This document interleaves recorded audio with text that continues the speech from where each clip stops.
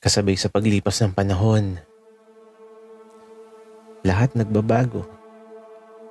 Lahat ng nasa paligid mo, lahat yan kukupas. Pero alam mo, may bagay na di pwedeng magbago. Ito yung tunay na pag-ibig na kahit umabot man kayo sa dapit hapon ng buhay nyo, hindi magbabago ang tunay na pagmamahal. Kumupas man ang lahat, lumipas man ang maraming bukas.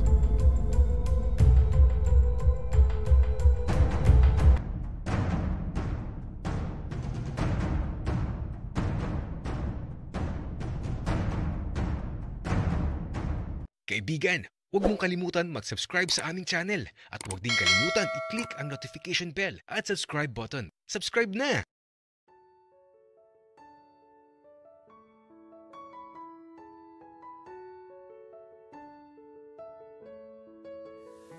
Matapos kong mabiyak lahat ng buko, mabilis din naman na natapos si Maki sa pagkakayod ng buko.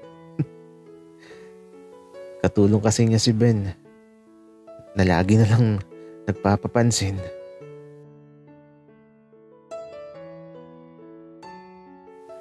Ben, salamat ah. Uuwi na kami ni Dave. Pumunta ka na lang sa bahay mamaya para matikman mo yung buko salad ko. Sige Maki. Pupunta na lang ako doon mamaya.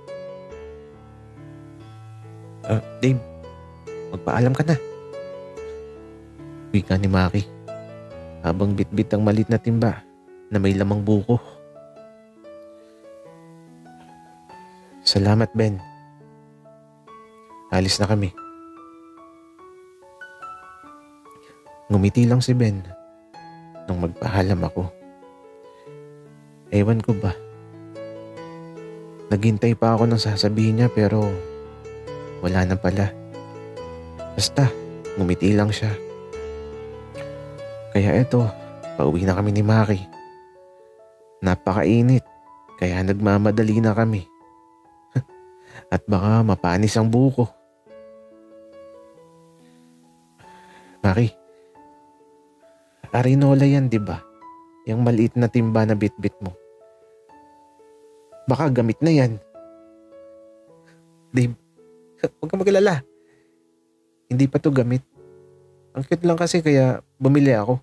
Pero di ko pa to nagagamit. Maki, baka gamit na yan ha. Ay naku, di talaga ako kakain ng buko salad na gagawin mo.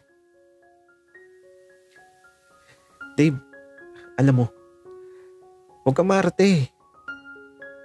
At saka bilisan na nating maglakad. Nasusunog na yung balat ko sa sobrang init. Kaya naman,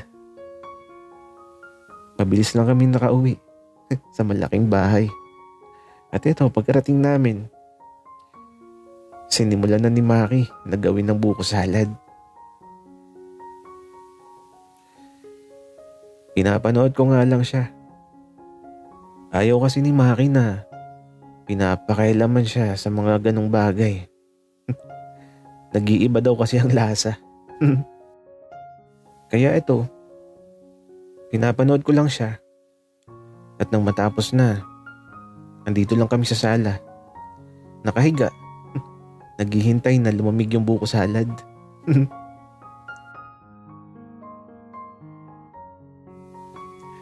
Dave, alam mo, naalala ko tuloy dati nung mga bata pa tayo. Napakagusgusin mo nun. Laging may sipon, laging maamos, tapos ang dugyot mo talaga, Dave. Grabe ka naman manglait, Maki. Eh ikaw nga, napakataba mo noon. Tapos iyakin ka, lampa. Tapos, may baon ka pang dede sa school. Kahit grade 6 na tayo. Uy, anong may baon na dede ang sinasabi mo, Dave? Wala ha?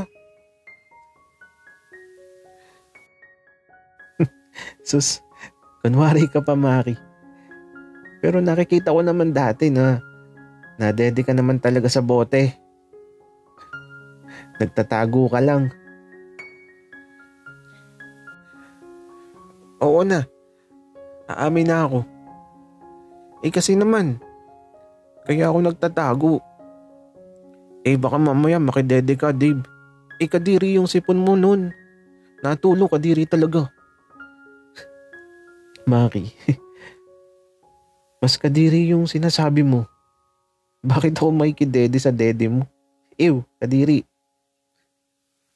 Kaya ito, natatawa na lang kami dito sa sala habang nakahiga. Ang sarap lang balikan ng nakaraan. Noong mga bata pa kami. Noong hindi pa komplikado ang lahat. At tanging paglalaro lang sa lansangan ng iniisip namin ni Maki. Noon, gusto ko na kagad na lumaki. Pero ngayong malaki na ako, parang gusto ko na maging bata ulit. Kasi nakaka-stress pala kapag namulat ka na sa tunay na mundo. Kailangan mong lumaban, maglakbay, at hanapin ang kapalaran mo. Ay nako, napakabilis talaga lumipas ng panahon. Maki, nandito na ako. Nasaan ka? Oh, bakit ka nakahiga dyan sa sahig, Maki? Baka ubuhin ka. Ben, malamig yung sahig eh. At saka, hindi naman pinagpapawisan yung likod ko. Hindi ako uubuhin. Huwag kang mag-alala.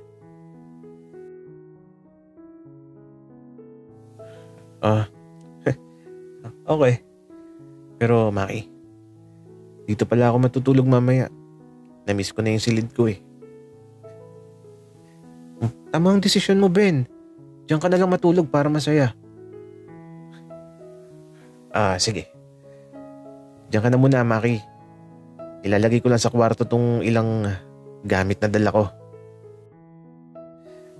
At ayun, umalis na si Ben. Dumiretso na siya doon sa dati naming silid. Dave, anong iniisip mo? Bakit natulala ka na? Okay lang ako, Maki. Huwag kang mag-alala. Pero, paano si Jay? Saan matutulog yun? At saka, hindi ko nakikita si Jay. O nga no. Hindi ko nararamdaman ng presensya ni Jay. Nasaan kaya yun? Itanong mo na lang, Dave. Ayoko nga. Ikaw na lang, Maki. Okay, sige. Mamaya itatanong ko kung nasan si Jay. Pero nasan kaya yun? Wika ni Maki.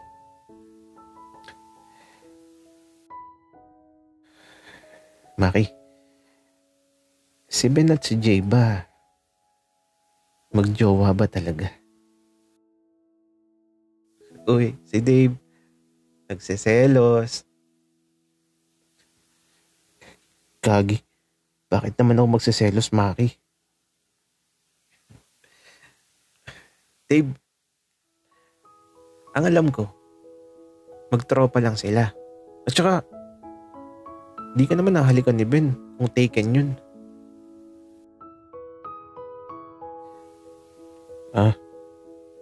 Okay. Ang tanging sagot ko.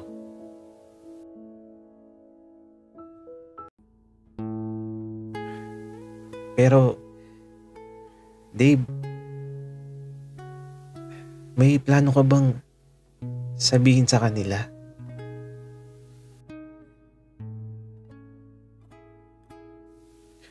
Hindi ko alam, Maki. Bahala na. Hindi na siguro mahalaga na malaman pa nila. Dave, iiyak talaga ako, promise. Maki, ano ka ba? Huwag kang iiyak. Parang sira ka naman eh.